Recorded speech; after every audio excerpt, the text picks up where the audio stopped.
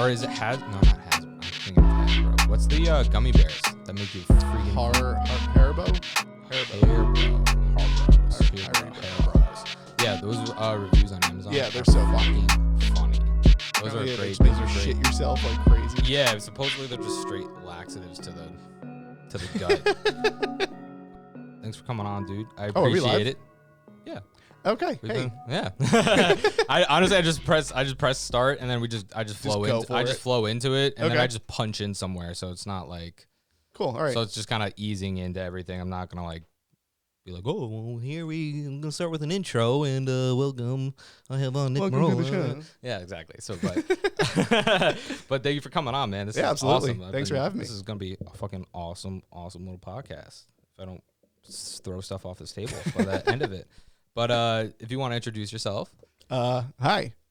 I'm Nick Merola. What's going on? Nothing. I'm on a podcast, man. Yeah, man. What's going on with you? Thank you. Not a whole lot. I am hosting a podcast. You want to introduce yourself? I go by guest. I am the host and creator. What is this, your room?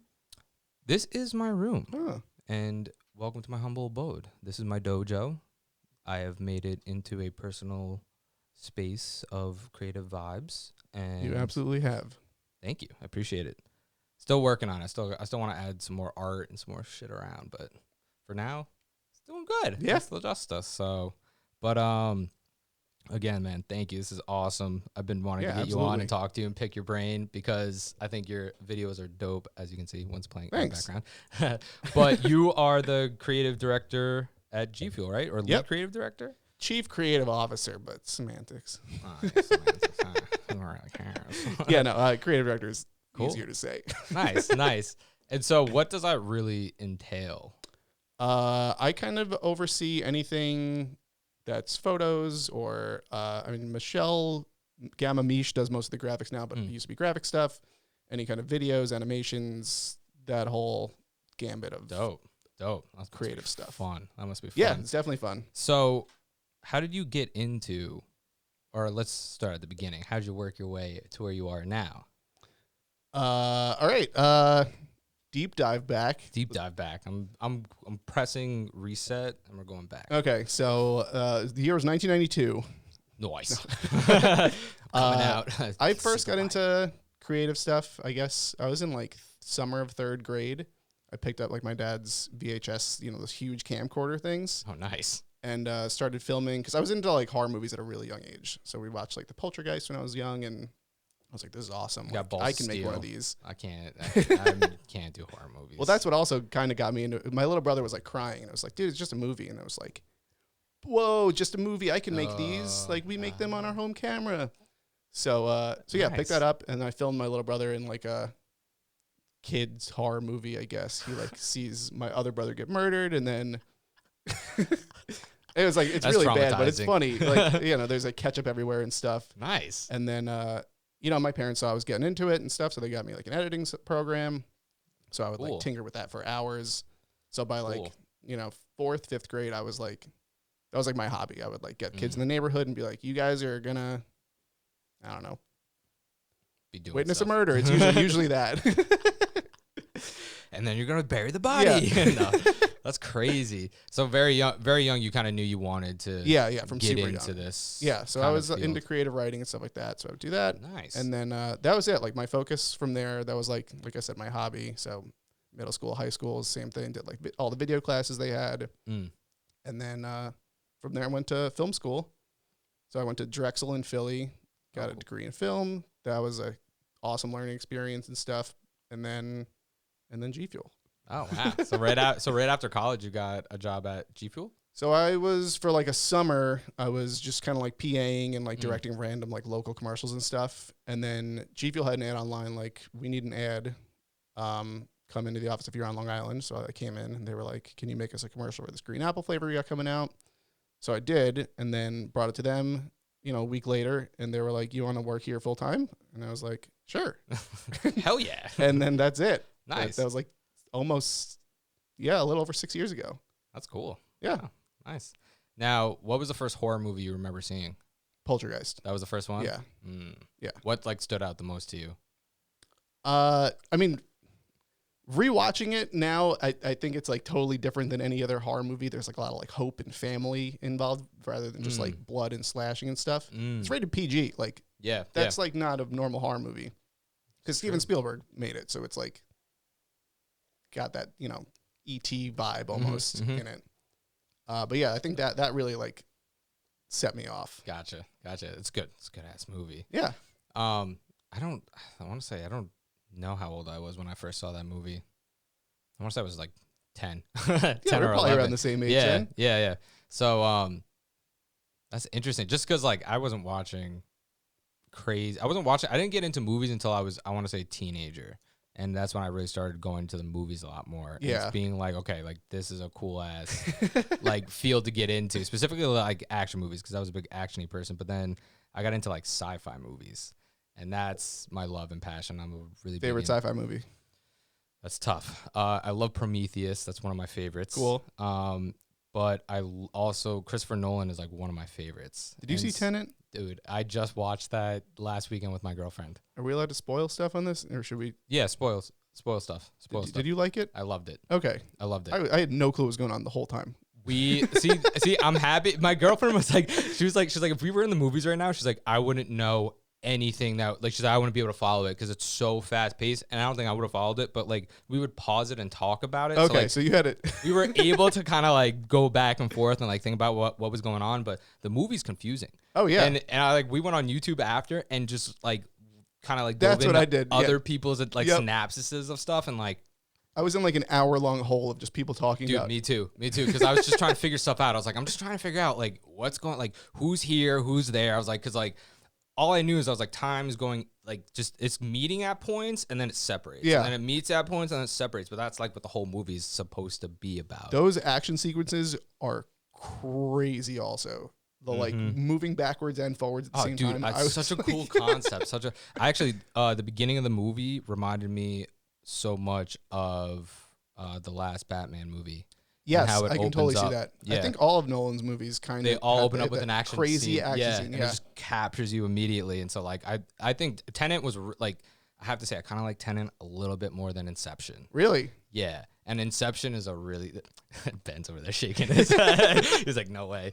No, I mean, the only reason why I think is because Inception was really, really was so new, and the concept was so new as well that I think it got everybody's attention. Also, Christopher Nolan's just so you amazing. Almost like knew what you were getting into when you got into Tenet.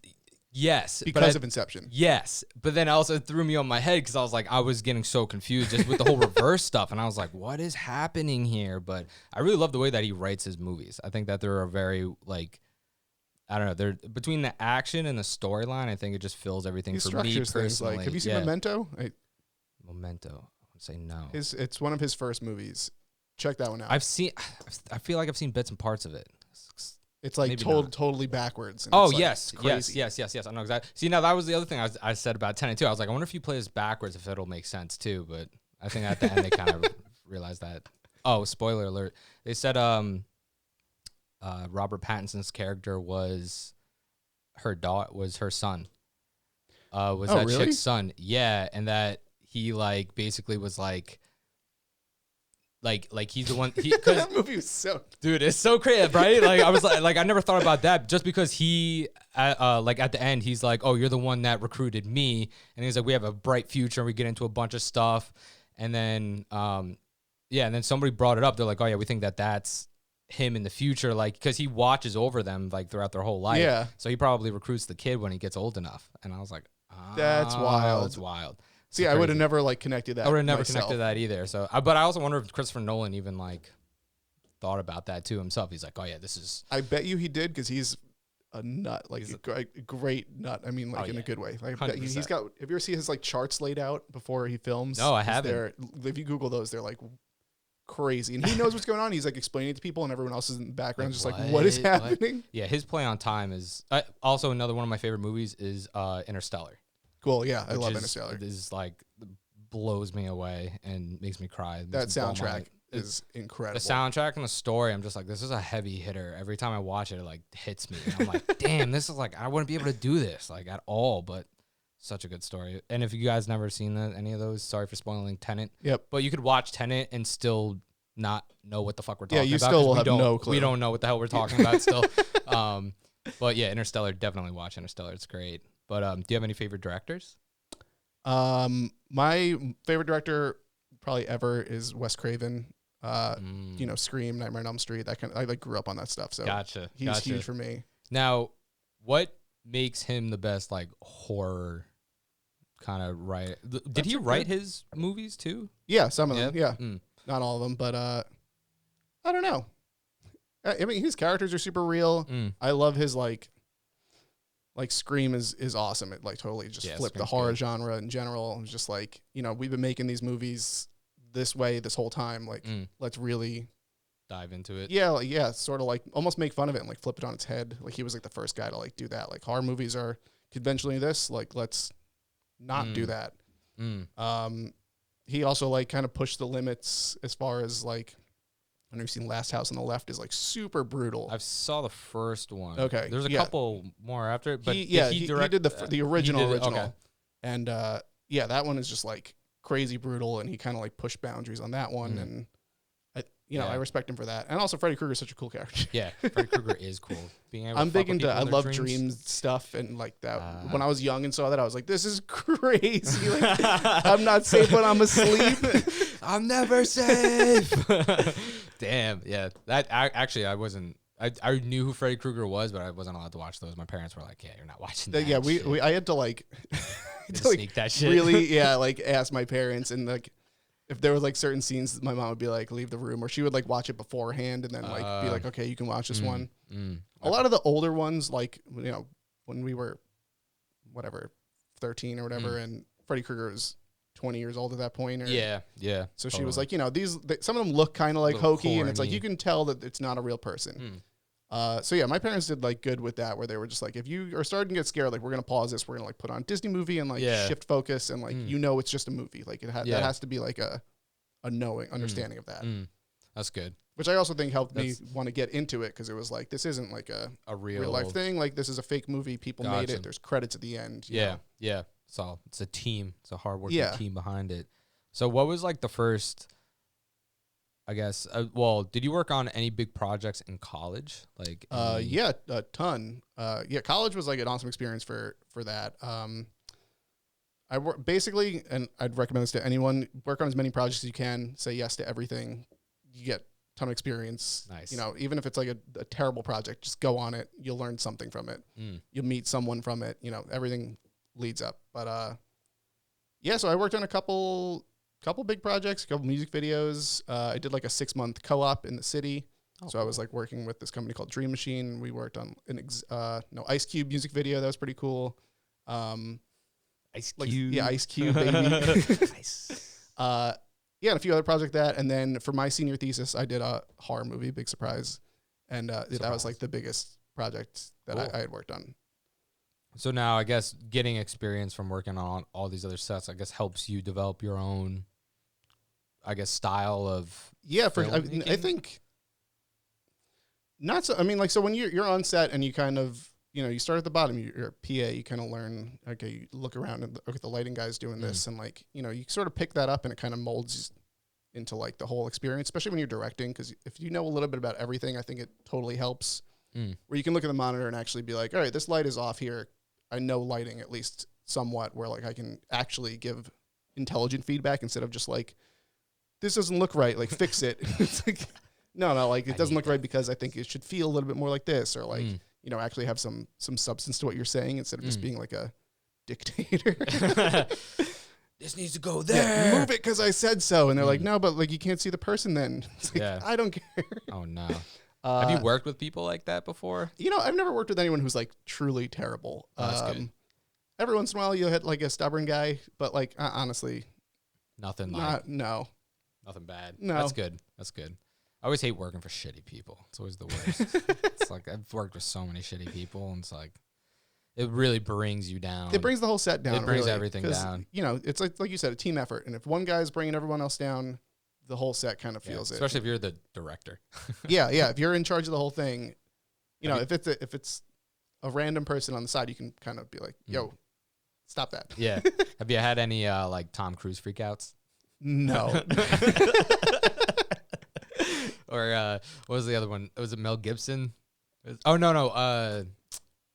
Who was Christian Bale? Christian Bale. No, I haven't had anything crazy. No like actors super crazy. flip out on you. Or no, anything? I mean mostly at this point we're working with, influencers and stuff who are like used to being on camera and stuff, and they like love being so far at least like on set because it's totally different than like their computer setup. So it's like usually everyone's super positive to be there. And nice. Like I try to keep days short and try to keep them fun. So no one's like, this is work. It's at least I try to make it so it's like it's fun. Yeah, like let's play for the day kind of thing. Yeah, awesome. I mean, I think that's the best. If I was being on set, feeling comfortable and also having a positive attitude. I mean, because if it's like very stuffy and stuff like that, like the actors are, you can tell that they're acting a little more than just like be yourself up there. Like, gotcha. Unless they're playing a character, then don't be yourself. Now, did you have to learn that just obviously being on set and getting? There's a lot of trial and error and stuff. Like I said, every project you kind of learn something at least, and it's good to make mistakes, I guess, earlier on. But not that I still definitely make mistakes all the time. But you learn something a little bit. Well, I took a lot of directing classes and stuff, so that definitely helped too. Kind of like, not you necessarily need them, but that did help for like random stuff where like, oh, if an actor is like not getting this, maybe explain it a different way, kind of. That's a good. I mean, it's good leadership skill right there. I guess someone's not getting it, just be like, okay, let me instead of just like pounding it at them, it's like maybe come at a totally different angle and like. That's actually really important because I'm actually the book that I just gave them is actually a book about leadership, and that dives into a skill that actually is being a leader is very tough, but also you gotta also check yourself at like times and not have your ego come into play. So when someone's not understanding it, you as a leader should know that, hey, maybe my language isn't, maybe they're not understanding my language, and I got to come at them from a different approach so that they understand. Because everyone's different. Everyone is receptive to different kind of feedback or whatever. So if they're not getting it, like you said, change your approach. Maybe you're the issue here. And dude, that's a great quality that not a lot of people, I personally that I see, and even in jobs that I've had, I don't see a lot of people actually displaying that. So that's awesome. I mean, especially. I hope I display it. I don't know if I actually do, but. Have you had anybody quit on you, like right on set, or no? I guess not. No. I mean, everyone who's there wants to get paid and like work.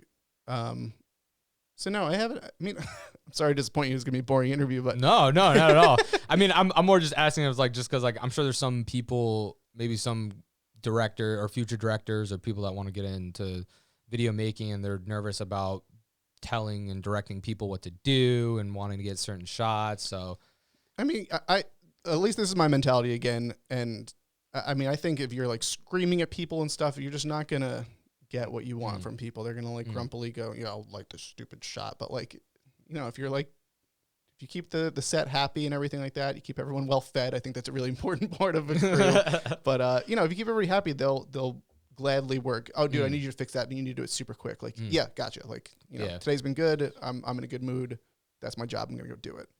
Versus like my stupid boss told me to do this. This fucking guy told me to fucking pick this shit up. He's gotta fucking move it over there. I just moved it over there. Now move it over 2 inches to the right. Like now, I guess what are some of the obstacles that you faced kind of getting into this creative field and passion that you're I mean at first for sure, like towards the end of film school I was on like a high, like my you're in this little ecosystem of film school, so everyone's like, I want to work with you and we'll all work together and we'll all make stuff, and then you kind of get like thrown out of there. And so like my horror movie that I made was doing pretty well. It was in like festivals and stuff. It was nice. Exciting. And I was like, this is it. Like next step is direct a movie. And like, that's not how it works. So like you kind of got to take a step back and you're like, all right, I'm at the bottom again of like the professional world and not school world. So it's different.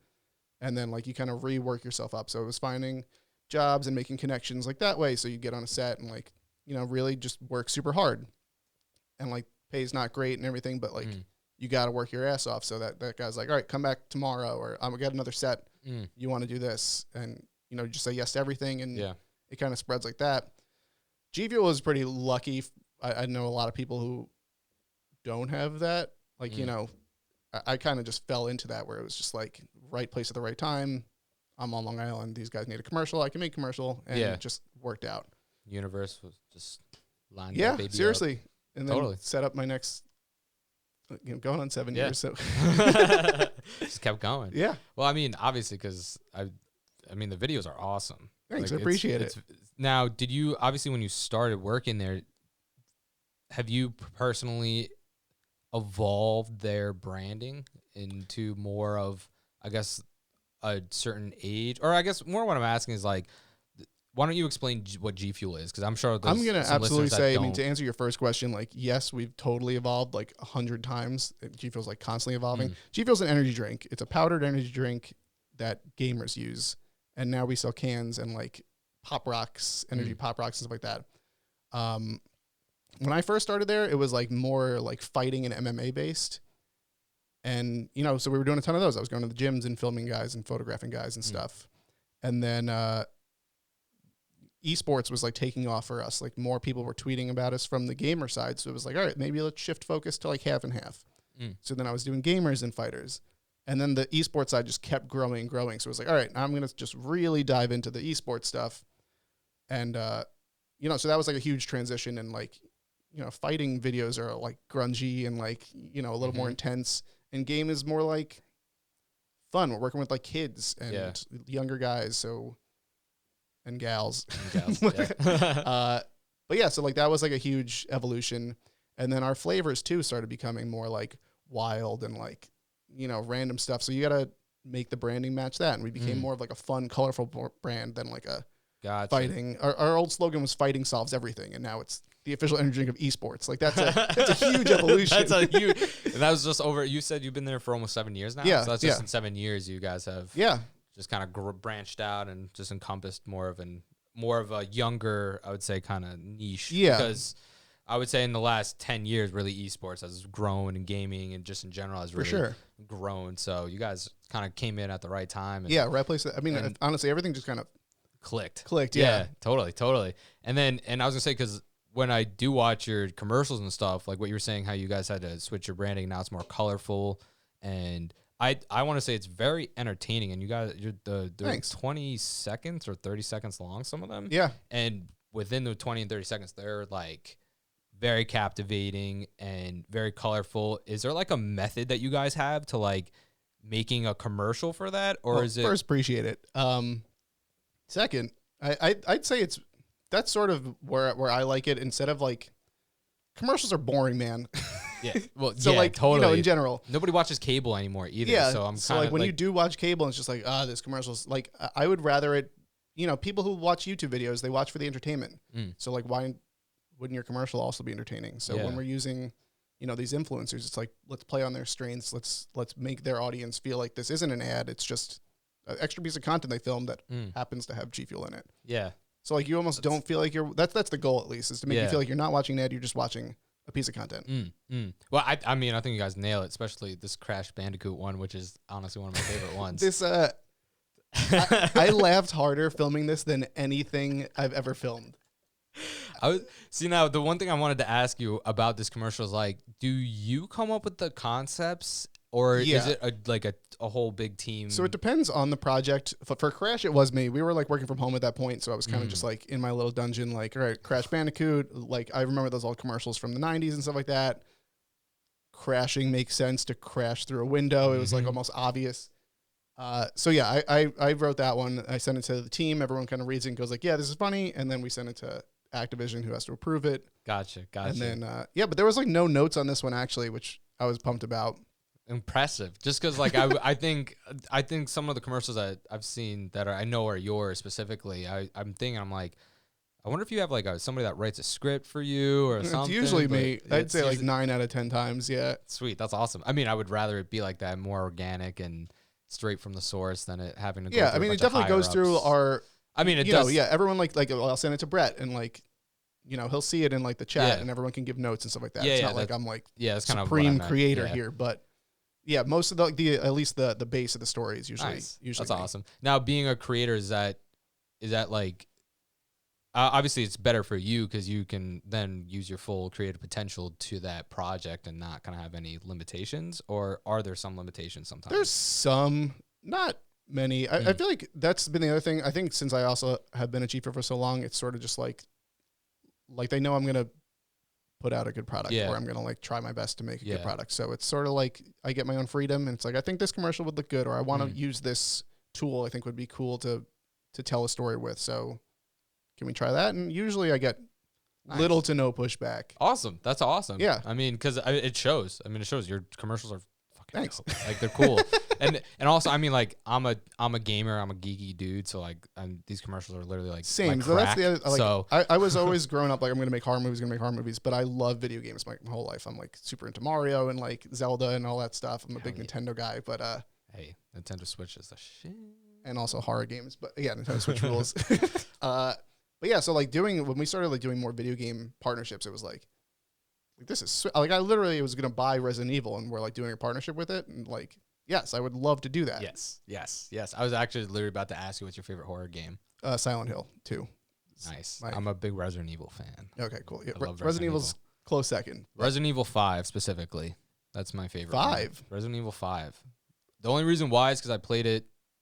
It was like I was in high school and I played it with my best friend because they had the co-op mode. Yeah. And we just we would go through the campaign like, I don't know, we'd beat it at night and just keep redoing it over and over again. So that's why it's my favorite. I'm just biased because it's so a much fun game. Yeah, it's so much fun. I loved it. I also love zombie killing. Come on, yeah, like those are the best games. Exactly. But Silent Hill was also a really fun game to play. Yeah, I'm trying to remember which one I played. I never beat any of them, but I definitely. It's like my favorite series. I got a giant Silent Hill poster in like my studio and everything. Nice. Like, yeah, that's my like. If I'm ever like in a creative slump, I'll put Silent Hill on. And the movie's not even.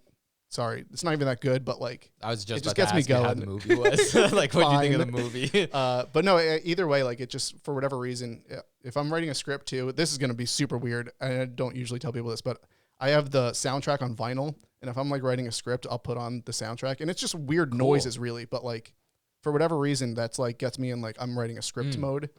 And even if it's like a funny script, it's just like this like ambient like creepy sounds in the background. Just kind of like it just puts me. Yeah, exactly.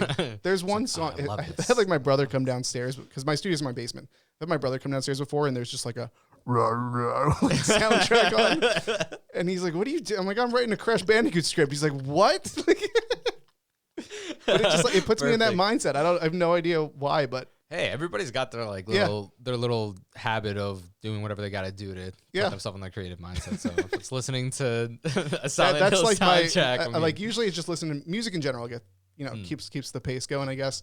And if I'm ever just in a hole, it's like my I guess secret weapon. Just like, all right, put on the Silent Hill soundtrack. You'll like get focused in like 2 seconds. And it works. That's awesome. I actually would work out too in middle school and high school. I'd work out to the Halo soundtrack. Hells yeah. Yeah. Oh. Yeah. Just the drums would come in. I'd just be running. I'm like, fuck yeah. I am Master Chief. Yeah. I'm ready. Pick me up. I was waiting for the flood to come in. I was like, I'd add my escape route out of school and shit all planned. And then you leave the school and you're just like, it's like, I'm fucking losing. I'm going to hop on the bus. Yeah. It's back to reality. Like, damn it. It's super funny. Now, what has been one of your favorite videos to work on? The Crash one is definitely one of them, for sure. That was my first time working with Sugar Glass, which is like that fake movie glass you like jump through. I thought that was just so funny. Like, this is just like safe glass. That felt like a real like movie moment. The 2 KSI commercials we did is one for Strawberry Banana and one like regular one. Actually, can I dive into that real quick? Yeah, sure. How was it working with KSI and working with like a really great big YouTube personality? He's super professional. He like showed up, on time and was just like, all right, what are we doing? Like walking through the scene. He was just like, I mean, he saw the script beforehand and everything, but he was very, like let's do this kind of mode. He's funny. He's really super funny. He was like really great to work with. If I love the commercials. The first one we did with him, he like screwed because we did it in one take, so it was like if you screwed up a line or if we screwed up a camera thing, you got to reset. Wait, was this the one of him sitting down on like in the locker room? Yeah, in the locker room. Yeah, okay, yeah. So so we get like 2 minutes in and he screws up a line, like we got to restart, or if camera bumps into something, we got to restart. So like he was a really good sport about that too, where I was like, we screwed focus up, and he's like, So you physically had to walk with him through that whole. So I wasn't on the camera. We had a camera operator, okay. But we had a steady cam operator who was walking with him. Cool. We tried to do it, it is 2 shots, but we try to hide it. But little transition swipe or whatever. Exactly. Yep, nice. Hide it. Cool. I'm picking up on stuff. I've been watching a lot of Corridor Crew on YouTube. Shout out Corridor Crew because they're cool. I like watching. They're very entertaining. Because when I first saw that commercial, I was like, 1 shot, 2 shots. Yeah, like, but either way, one hidden cut great. in there. It's funny. If you guys haven't seen that, watch that one. Also, the strawberry and banana one is hilarious. That one was super fun to work on because. So that was our second time shooting with him, and our second time shooting in London with that crew. I was gonna ask you if you had to go to London. Yeah. So we filmed there, so it was like super easy for him. We show up for 4 hours or whatever, 5 hours, because he's busy. He's a celebrity, so it's like Talk about the commercial right now. Thank you, Brett. Yeah, thanks, Brett. I'm gonna move this TV over here, so I guess it's not gonna fucking turn around, or we're just gonna use this TV next time. We'll figure it out. Sorry to interrupt you. But yeah. So he showed up. We kind of walked him through. Our production designer was great. So the day before, we flew in and we were like building the set, and the production designer has to know everything on set has to be destructible because we're gonna. We walk him through like a rough, I want you to walk on this pattern. You're going to break this, in this order, but, do it in your way kind of thing. And he's just like, let's do like, he was like so into this. When we got to the sledgehammer part, which is about to happen. I was like, oh, nice. He's going to break the wall. I wasn't. We only had one, we only had 1 shot at this whole thing. So it was like, we had 2 cameras going just in case, but we only put 1 wall in. So it was sort of just like, you need to do this on the first try, dude. And he was just like, sledgehammer at a wall. We had a test wall for him to like hit, so we knew how hard to do it. But like, he knocked it out. So how important is the planning stage to getting all this done? Super important.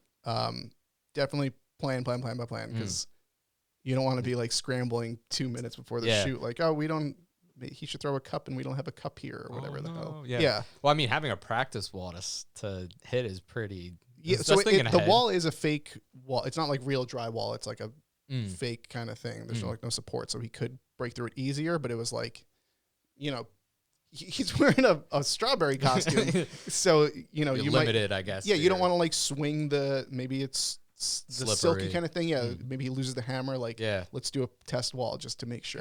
Gotcha. So because we only have 1 shot at this. So let's make do it a little practice first. That's so funny. Yeah. But we walked through the scene like a dozen times before we actually shot it, just to like I guess him planning is really him breaking everything was that 1 shot. Yeah. So one take. Actually, I have it somewhere on my computer is like a video of him walking through it without breaking shit, where he like kind of like walks through. He's like, okay, break these, and then he's like muttering to himself and like walking over in the strawberry costume, and he's just like, and then pick up the records. Nice. I mean, it shows how professional he is. And we walked through a bunch of times. Nice, and that's awesome. Yeah, that's super fun. Now, my next question goes to one of my favorite people in the world was working with Dr. Disrespect. Yeah, and that commercial. Because Doc's awesome. Really funny. So we filmed with him 4 times. And each time is better and better because like when you get to know somebody a little more, it's like, what's up? Like, welcome back to set. Like, today we're doing this crazy thing. And he's like, again, he's seen the script beforehand and stuff, but like, and has approved it and everything. But yeah, he's like super great to work with, also super professional. He's like super into like we had all these like crazy set pieces on that longer one we did with him. So it was just like, his character is so ridiculous. I love it's awesome. So it was one of my favorite streamers. One of my favorite streamers. Mine too. He's so entertaining. Yeah. So it was like, if you put him in any scenario, it's gonna be funny.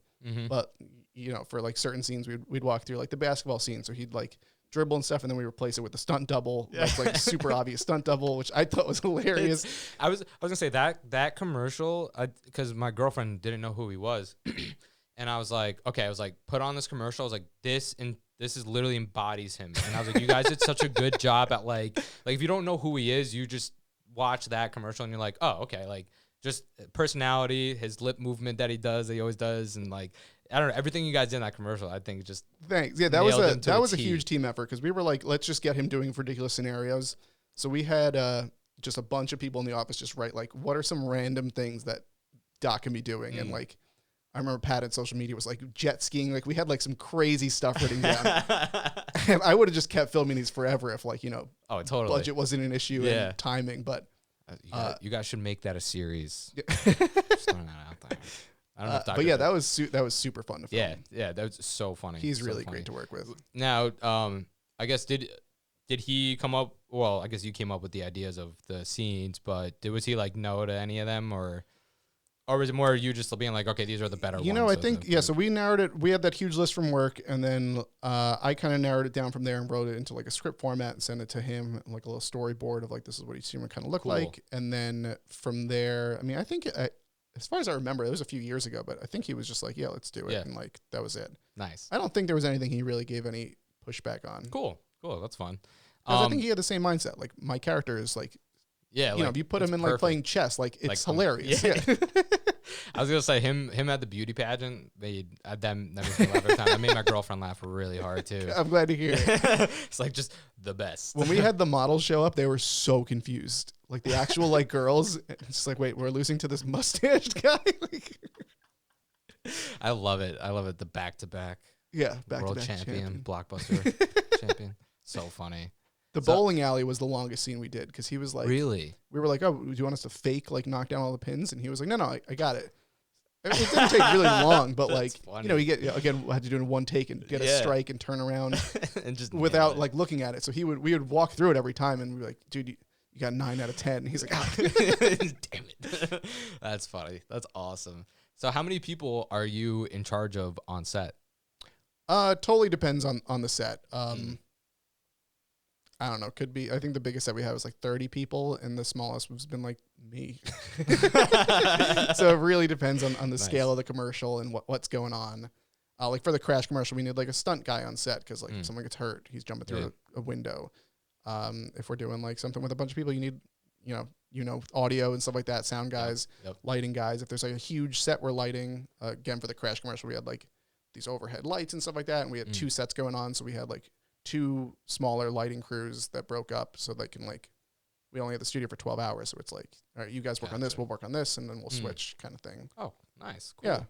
We try to stay efficient. Gotcha. That was my next question is like, is it hard being, or I shouldn't say hard, but do you get nervous or scared or intimidated being in charge of like a team and kind of being the head person on set? So this is both a good and a bad thing. I work with a lot of my friends now. Like, I've known some of these guys from film school. Like the guy who shot my horror movie back in college is like the guy who shoots half the Gfuel commercials now. And, so we've known each other for a long time. So it's definitely easier to work with him. It's less intimidating. Like they got to boss this new guy around. It's like, no, like, I know come on. Like, yeah.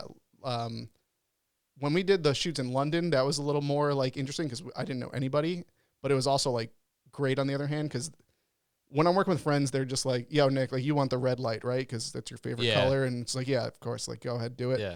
These people would like show up with like a chart of like, these are all your color options. Like it felt like a totally real like professional, Gotcha. And it's like, yeah, no, like again, I don't think it's you're just talking with people. I don't think it's, I don't get intimidated personally. I don't think.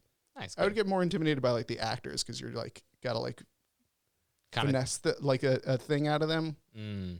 Less so with the influencers, more like with the actual, like when we had the KSI commercial, we had like the girl on the wheel and like the fruit guy where like, you guys are real actors. You do this for a living. Like, let's not make this, I know this is a ridiculous commercial, but like, Gotcha. We got to make you a real performance. Nice. That's awesome. Have you had any bad accidents on set? Either between, I guess not bodily injuries, but like, have you had people drop like lights or cameras? I got a bodily injury story for you. Ooh, no one's broken anything that I can remember. On the set of my horror movie, we had a prop knife and a real knife. And the little kid, I was walking around the prop knife all day and just kind of like thinking with it. I was like hidden against my face and stuff. It was like Prop knife. I don't know. It just felt cool. I don't know. It just was interesting and a little bit intimidating. Yeah. You know. I was making decisions of pointing this prop knife. It was super unsafe. Do not do this. And the little kid who was in the movie asked how the knife worked, like the prop knife, and I slid it across my hand. At some point, I switched the knives, so I had like a huge cut across my palm. I will say I'm like proud of myself. I didn't like scream or anything. I was just like, and that's how it works, and like showed him like my bleeding hand. He was like, oh, cool, and like ran away to play. And I turned around, I was like, fuck. So yeah, like our producer Molly ran over with like bandages and stuff. It's like I just watched that happen. Like I'm so happy you didn't do it to your face or something. Yeah. So like the next 2 days I was directing with like just bandages all over my hands. Man. So yeah, that was a stupid learning experience. That's mad funny because I literally I like cut my thumb the other day at work as I was like, I had a razor blade in my hand and I'm like cutting this thing. I was like, yeah, this is going to go off and hit my thumb. Just did it. I was like, fucking called it. It's so stupid. I was like, I love how my brain was like, yeah, you're going to cut yourself. And my body's like, yeah, but we'll just keep going. No reason not to stop. And it's like, fuck. It's just stupid. It's just... And then actually that happened to me this morning too. I was carrying like garbage down to my garage, and for some reason like the guy that came and like snowplowed or whatever like didn't follow our path that we made, and so just like went on the grass, and so now everything's melting and it's all slippery. So I'm holding this big box with all this garbage in it, and I'm walking. I'm like, I might slip. I was like, yeah, but the possibilities are kind of low. And then like as I'm walking down, my brain's like, you're going to slip. You're going down. And I just kept walking, and I fucking ate shit so hard. And I got so mad. I was like, fuck. I was like, I knew this was going to happen. I was like, I should have just went the other way, walked through the snow, and just like called quits after that. It's just dumb. I should always listen to my instincts. And then actually the same thing happened again yesterday where I had to buy glue. And my brain was like, I was like, do I got glue at home? My brain's like, yeah, you got it. And then something was like, nah, I don't think we got any glue at home. And nope, didn't have any glue. Nope, I had to get it today. I was just like, listen to your instincts. Yeah. Listen to your gut. That's all I gotta say. So, do you have any favorite movies other than horror movies? Yeah, my number one movie is Eternal Sunshine of the Spotless Mind. Little romantic movie. Nice. Yeah, I think that movie's super cool. Why? The way it's told, I think, is like is amazing. The whole thing is like kind of like out of order, and you kind of got to piece it together yourself. I think that's cool. I like that for someone in the audience to kind of have to think about it a little bit, like you with Nolan movies. Yes. I think that's really cool. I think the way it's shot is really awesome. They did like almost all practical effects, which is like I love that. So do I. I think that's like an art form in itself. You know, made that a point. Christopher Nolan does that too. Yeah, Christopher Nolan does low. He's like, I don't want no CGI in my fucking movies unless it's Interstellar. Yeah, Interstellar was like Inception with the good. Yeah, those were real buildings. Really? He folded up a whole city. That's amazing. That's crazy. Yeah, I think that's cool. And then the story is just like super human. You know, I love that. I think that's something I feel like has been lost in movies recently, where I feel like the script and storyline hasn't been as good in like big budget movies. But I think once in a while you get those like Pulp Fiction up there. I saw Once Upon a Time in Hollywood, and that was like one of the last movies. I was like, oh shit, like movies aren't dead. Yeah, but yeah. Like those feel like real characters, and like, yeah, you know, you get a different connection to it. Yeah, totally. And there's something about at least those movies with really good writing and even directing that's like stands out. I mean, obviously everybody has their own niche movies, but I feel like there's those one movies where you just can't argue and deny, and you're like, okay, this is good shit, you know? Yeah. So, but yeah, I'm also a huge fan of like Freddy vs. Jason, which has horrible writing. Oh, and like, man, dude, that was a good one. I watched that horror movie. I like that one. What about Alien vs. Predator? Are you an Alien fan? Yeah, I had an Alien vs. Predator poster in my room. Sweet. Sweet. I was going to say Alien is also another one of my favorite movies. Yeah. Well, I mean, Prometheus, that's why, but Alien's really, like, that's a really good movie. So good.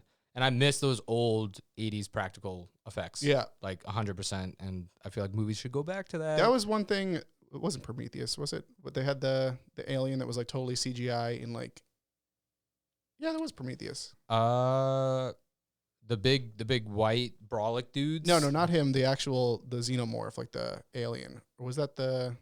I want to say yes and no. I think it on the spaceship might have been. Well, I'm thinking of Paradise, or not Paradise. What was the second one? What was the second I'm blanking on the name right now. That's what was definitely Prometheus and then Alien Covenant. So that was Alien it. Okay, Covenant, yeah. I think they went practical on some parts, but I think the alien on the spaceship was CG. Yeah. Something like that. But I mean, that movie was also really good. I can't wait for the third one because it's a trilogy, so I'm very pumped for that. And also, I'm very sad I won't ruin anything for people, but the second one, I was going into it expecting one thing and came out totally like on the other side of like, I was like, oh wow, I just got thrown for an absolute loop-de-whoop-de-doo and then spit out and then shit. So yeah, that was not. I try to avoid all the trailers and stuff too. I've been like trying to do trailers, that. Really, all trailers. I think trailers ruin movies. Yeah, I think that's like another thing that just got like lost at some point where they were just like, yeah, just spoil the whole fucking movie. Everything. They put all the best stuff in the movie, and then they start from the beginning, and then they show you the last scene of the movie at the end of the trailer, and you're like, okay, well, I see that they get out. There's a trailer. There was like one of the last movies I saw in the movie theater. There was a trailer for some like Dennis Quaid dog movie, and I remember in the trailer there was like a twist, and I was like, that's definitely the twist in the movie. Like, why did you just show that in the 2-minute trailer? You could have stopped it at like a minute, and it would have been fine. Yep. I might have saw that dog movie. Yep. I think there was a trailer I just saw that I was like, ooh, this looks good, because I felt like it didn't give anything away, and I can't remember what the hell it was. It was some new action movie, I think. Are you a Marvel guy? I am a Marvel guy. Okay. I'm a big geeky person. Sweet. I'm totally with you. Sweet. What is your favorite Marvel movie then? I'm a big Iron Man guy. Ooh. Like, which one? The first one. Yeah. Okay. I was like, first one's the best. Second one was. Yeah. Third one was better than the second one. That's for sure. I love Marvel shit, but WandaVision, I don't know if you're caught up. I won't watch that show. Really? Why not? I don't like I don't like the premise of the show. Also, I think that it would have been nice to know what happened to Vision at the end of the MCU movie, but like you don't know. I mean, that's why there's the show. You should watch WandaVision. Okay. If you can get past the first like 3 episodes are fucking weird. See, like that's the other thing. Like I don't know if I like what's. If you push past those, the rest of the season is like it's a Marvel movie at this point. Like I'm literally just watching another. Marvel movie. All right. I promise you'll like it. Okay. All right. I will start watching. Just make it to episode 4 and you'll be like, okay, like I'm back into this. Okay. I had a point to make here and I totally forgot what it was, but I don't know. I was gonna ask you what your favorite Marvel movie was. Oh yeah. I already had. See, I don't even know what the fuck's going on. That was it. Their Instagram, Marvel's Instagram, just spoiled the whole show like 2 days ago. Oh, I didn't see that. Well, I'm happy. That's good, yeah. But like, it was like, why did you post that? It was like the twist of the show. They literally just put on the Instagram story. Oh, bad. Yeah, they're bad. Tisk, Marvel. My little brother has not caught up yet and was just like, I just caught like this twist. Like, you couldn't wait a week? That's the worst. Yeah, people did that on The Mandalorian for people. Yeah. And I was like, oh, you guys, come on. That's the number one rule. You can't don't spoil shit. I hate people who spoil shows. That's crazy. It's so sad. Yeah, actually, even though we did at the beginning of the podcast. yeah, but that movie's so confusing. Like you can, you still won't know. I was gonna say you can watch it 7 times. I can tell you point blank what's happening. What the twist was. Somebody goes backwards and somebody goes forward. That's the whole premise. That's how Christopher Nolan explained it too. Yeah, he's just like imagine going to you backwards, you forwards. Just goes into like the movie studio. He's like, all right, listen, guys, my next movie. One guy goes forward, one guy goes backwards, and all the executives just we're gonna get so much money. How much money you need? $300 million. Give it to him. Will you make another Batman? Absolutely not. He said maybe. Ah, man, I love Christopher Nolan. I'm a fanboy. But my favorite Marvel movie would have to be either Iron Man or the first Avengers was really good. I love the first Avengers. I really like the first Avengers. Infinity War 2, I love. Infinity War was really good. I can't watch Endgame anymore. I cry every time. I'm like on number 7 viewing wise. The only thing I wish they did was the Marvel Civil War movie. I wish they did the right way and followed the comic book and didn't do the revert. Like, because that should have been the end. Like, if like Infinity War, cool. But the Civil War, if you guys don't know what happens in the Civil War, basically all the superheroes turn on each other, like in Civil War, the movie, but like everybody dies besides a couple superheroes, and basically Thor dies, and Tony Stark brings Thor back, but like uses his dead body and just puts a robot in it, basically. Spoilers, by the way. Yeah, spoilers. And not for the book. Yeah. This is the comic book, and then basically it's Tony Stark versus Captain America, and they all got their superheroes on either side, and basically Tony Stark and all his team of superheroes are getting their ass whooped, and so he's like, well, I'm just gonna bring in Thor, and so he calls in Thor, but it's like not Thor. Robo-Thor. Thor just goes on a killing rampage and just fucking annihilates the book's everybody. So the movie is entertaining, but like even like that big fight scene compared to the book is nothing. Oh, it's not. It's not. It's like a whole city gets destroyed. It's man. It's like that. It's mayhem, yeah. And then that's what makes the whole world look at superheroes and go, okay, you guys are too strong. Yeah. Like you guys can't do this anymore. And so even in the movie, there's like, you could tell everyone's like pulling their punches. Yeah. It drove me crazy. I also wish there was a little bit more superheroes in there. But I mean, don't get me wrong, what they did is amazing. Like having 7 movies and having all like being able to comprise a whole movie series and movie. That's what I thought. Infinity War did way better than Civil War. Like I agree. Everybody in was I like, agree. I like totally everyone agree. just fits. Beautiful piece of cinematography. All good. I love the people on YouTube that have what did they like went through and like just like picked out all the horrible parts and things that are missing. Have you seen that? Like people just disappear on the back. Yeah, they go through because like it was such a big CGI thing that like there's a lot of missing parts of stuff that like you don't pick up on. So funny. But like it might have happened in the last render that they did where like just stuff misses. So like there's parts of Thanos where like his glove is like acting weird. Like you won't see it, but if like after there. I tell you, like you'll pick up on it and you'll be like, so oh funny. shit, that is weird. And yeah, it's just like weird random like textures that just get somehow fucked up in the render. That's one of my favorite things in video games is when things just glitch out. I laughed so hard when like random shit just like doesn't act the way it's supposed to. I was watching speed runs before they came over because I was just putting shit on in the background, and it's basically like video game devs will react to people that speed run, and they're just like, how the fuck is he doing this? And they'll like glitch through the wall, hop over half the level, skip the level, and like it's all this crazy stuff. And I'm like, oh, that's I never like tried hours to do that. making this game, days making this game. Yeah, you just some asshole just. I literally just watched somebody beat Doom in 20 minutes, and they're just like, this is a 20-hour game. They just beat it in a sitcom, like in a sitcom sitting at a time. This is crazy. What's one of your favorite video games? Silent Hill 2, number 1. Oh wait, oh my god, I asked you that, didn't I? Did we go through? I did ask him that, right? Yeah, I did ask you your favorite video game. Yeah, that's number 1 for sure. It's time back in everything. I'm a big BioShock guy. Oh, BioShock is mad Resident good. Evil is definitely up Love there. BioShock.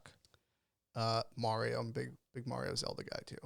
Yeah, we All can right, talk favorite Zelda. Favorite Zelda then. I'm a huge Twilight Princess guy. Honestly, I know that's like not what everyone's favorite is. Who's out there? Breath of the Wild, magical. Ocarina of Time is amazing. Hell yeah. Majora's Mask, I fucking love too. I would put that at number 2 actually.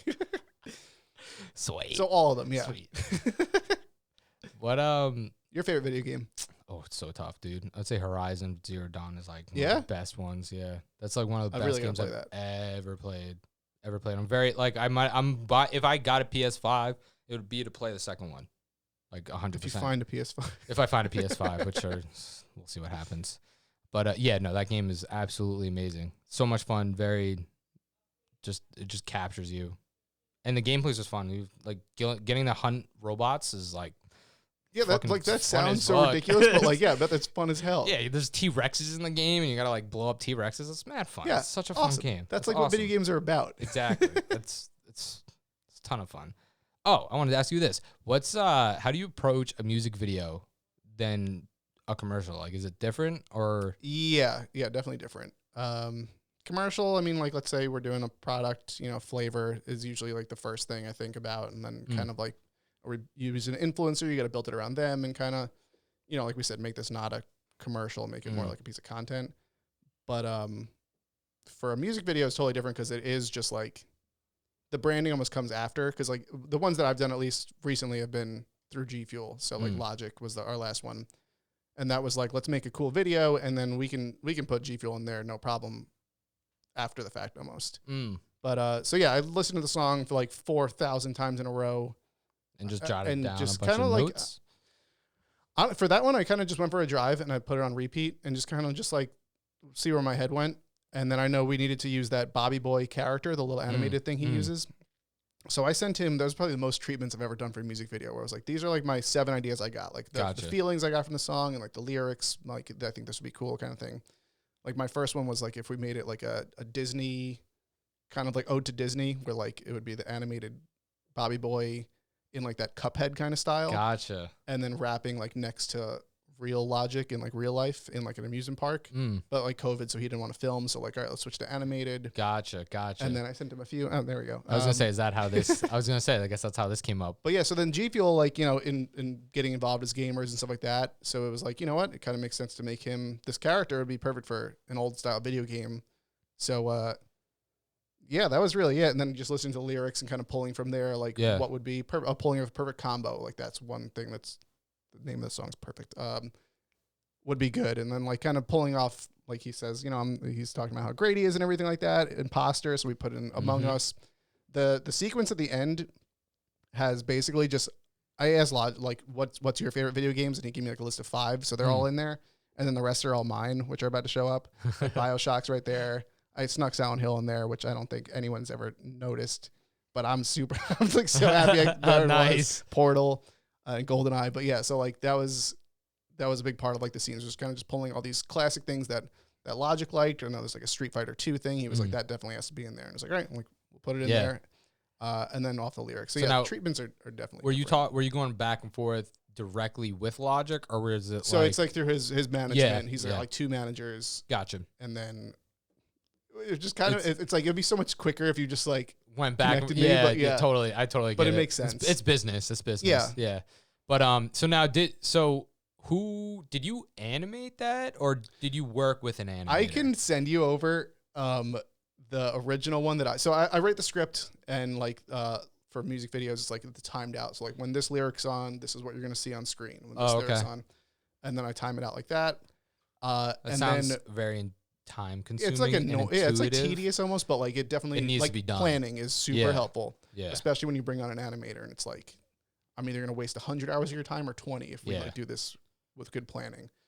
So send it to Logic's team, they're good with the treatment. We're sending pictures, storyboards, stuff like that. And then I made the animatic, so it's like a really shitty I can definitely send you this. It's like it's like a really crappy version of his character, like still and like not rapping or anything, with like things moving in the background, like stock photos and stuff like that, like, and then text that says like, this will be an 8-bit city. We're like, this is where the car chase happens. And I have like a really poorly animated car driving. And then, so we brought an animator. I looked up like best 16-bit animators, and there was like a few online. And this guy, John, like totally got what we were going for. Nailed it. Yeah, he nailed it. It's really cool. Thanks. Yeah, I'm really pumped about that one. The pixels is a cool. I like that. He makes touch. Awesome stuff. If you check out his stuff, it's John Stratman. But yeah, he had some really great suggestions too, where it was just like, yeah, what if for that money scene where he's like laying in a pile of money, he was like, what if we make like a statue and I'm going to make money shoot out of cannons on the side? I was like, absolutely, yes. That's awesome. That video reminded me of, what's that, the jetpack game, that little app game that jetpack game. Yeah, I was in high school or whatever, and you would play the jetpack game, and it was a guy that was just on a jetpack. Like Doodle Jump?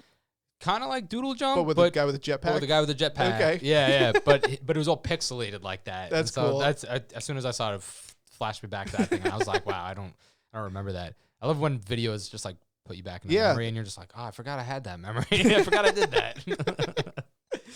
That's mad funny. So also you got to work with Riff Raff, right? Yeah. How was that? Riff Raff's so fun. He seems like a really fun guy to hang out with. He's super fun. His music video is also his one was actually easier to do because the song was "Yes, I Don't Play Games" is the name of the song, and obviously we're gonna put a bunch of games in there then and have him like basically destroy them. So like it was almost like obvious, like all right, we're gonna film in an arcade, we're gonna film in a laser tag thing, like games. We got a giant Monopoly board in there, so it was like that one made sense. And Riff is just like he pretty much just like, yeah, sounds good. Like, I liked the commercial of him being what is it? Oh yeah, here's the music video. Oh yeah. That's so funny. Yeah, he's funny to work with. He's really funny. His Instagram is just... If you were talking about his it's funny Ross, too. The right? way he works too is so funny because like I'll send him the final cut and he'll be like, for some random shots, he'll just be like, "Nah, make my face like pixelated in one." It's like, all right, like that wasn't in the original plan, but sure. Yeah, well, and then like he'll watch it again. I swear I went through more iterations of this than any other project I ever worked on, because he would watch it like 10 times and then just be like, "I'm waiting for this one shot." He wanted like some wiggly designs. And I was just like, okay, sure. And like, it's, usually people give like batch notes. Riff would just watch it and be like, I got this random idea at like 2 a.m, like make this wall wiggly. And it's like, okay, sure. And like send it back. And then the next morning you'd have like another note, just like, also add this in. It's like, hey. Now, I mean, I don't want to put you on, I don't want to put you on the spot, but like, I guess being on your end, is that hard for you to do? Or is it kind of annoying if somebody does that, or no? I mean, yeah, every time you have to export and stuff like that, it takes a lot of time. Yeah. Especially for Gfuel, we have so many projects going on at once where it's like, it takes a little bit extra time to like, all right, I got to re-pull up this project, make that small change, re-export it, and then go back to what I was working on. That has to come out like, everything's time sensitive. But no, I mean, nothing's really like super difficult to do. Nice. I've been doing this long enough where it's like, I at least know some knowledge or know who to reach out to if I don't know how to do something at this point, which is super helpful. So how's your time management over the last 7 years then of working at Gfuel? Getting better. Getting better. Yeah, I feel like it's on par with, because when we started, it was like one flavor every few months, and now it's like 2-3 flavors a month. So it's like, I feel like as I've been growing, the company's been growing, so it's almost like works out well. Gotcha. Where I'm getting a little bit better time management and like making sure or plan further ahead. Gotcha. But also the company is too. Yeah. So it works out. So it's a win-win. Yeah. Yeah. Cool. Yeah. There was some Bob Ross. That was the Riff. Super funny. I was like pissing my pants.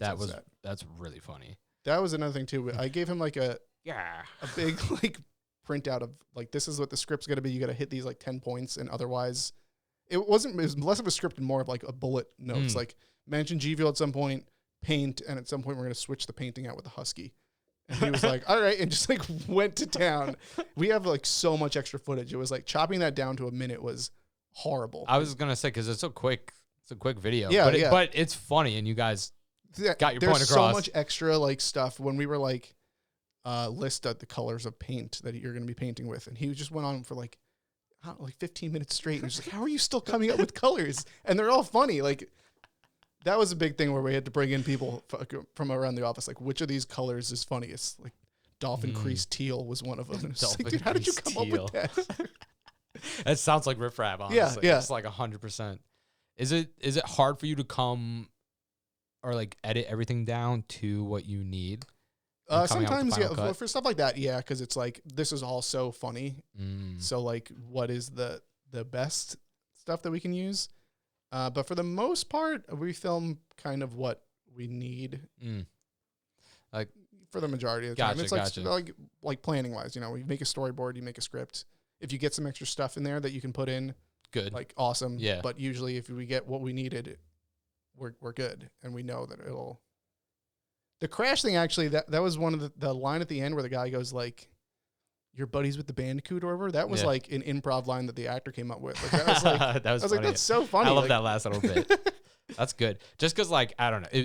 For me personally, it takes me a long time to finish a song. Just because, like, I want it to be perfect and then not miss anything. So, like, having to edit down everything I would have filmed in a minute would be like. I will say there's a totally different thing between doing, I guess since this is like a, Gfuel needs this commercial to come out on the 14th or whatever. Oh, like, so I have to edit it. So it's sort of like, it's good and bad where like, if it's my own personal project, I'll spend months on it, and I like will put it down and be like, this is not perfect. Like you said, like when you're making your song and stuff like that. Yep. And you like just tweak every little detail until it's like, you can't even tweak it anymore until it's just like a totally different project. Yep. But for this, it's like, I have a deadline. I have to make a decision about what's getting cut, what's not getting cut, and just, it's due on this day. Like, you can't not. I feel like deadlines are good in that. I was about to ask you, I was like, do you think working with a deadline is better for you as a creator? Yes, for sure. Yeah, me too. I've been writing a script for like over a year at this point. That's just like, I'm on draft like 95, and someone that I've been talking to is just like, here's like a date, like just make it due on March 23rd. Yeah. And it's like, okay, like now I know I need to sit down and actually like get it done. Yeah. No, I'm the same way. I'm tying back into time management. My time management is like not there. It definitely helps to have a due date. 100%, which is what I try and set for myself, and then I'm just like, okay, maybe I'll just move it down a little. Yeah, when you set your own date, you can always just you're not I meant April, not March. Yeah. Oh, 2020, 2021. Perfect. Yeah, that's me in a nutshell. Yeah, I'm totally with you on there. But yeah, when you have like, especially for work, it's just like this is coming out of the 14th. Yeah, it needs to be done. Especially when they sign your paychecks and you're just like, okay, you needed this done by yesterday. Gotcha. You'll have it by tonight. Yeah, I got you. Nice, cool, man. Well, I think that's a good place to end it off. Sweet. And definitely have you back on. And I'd love to. But I do ask this to people: what is some advice you'd give somebody that is trying to pursue what you're doing or somewhere in the field of what you're doing? Are you an Alice in Wonderland guy at all? I do like Alice in Wonderland. It's one of my favorite quotes. 'Cause it's like I always give good advice, but I seldom follow it because I'm definitely like that. But if you're trying to get into this kind of field, make as much stuff as you can, put it out there. Don't hold on to it. Put it out in the world. Get notes from people. Ask people. Go do stuff. Try new things. The more experiences you have, the more you can put into your work. I think that's super huge. And just don't stop making stuff like ever. Just keep making stuff. I agree. Yeah. If a project comes out bad, put it out, put it online, read the notes, ignore them if you want, and then make something else. Just keep going. Take constructive criticism. Yeah. Definitely do that. That's hard. That's like a big thing. Yeah. But like, you need to do that. Yeah. 100%. You have to do that. And also, the first stuff you're going to make is always going to be shit too. If you're just starting off. Yeah. But over time. Just keep going. Doesn't matter how it looks. Doesn't matter what you're filming with. Doesn't matter, what the story is. Just do something, and you'll just keep evolving from there. Yep. Say, help people out on their projects. Do stuff. Just do it. Yeah. That should be like a slogan for a shoe company or something.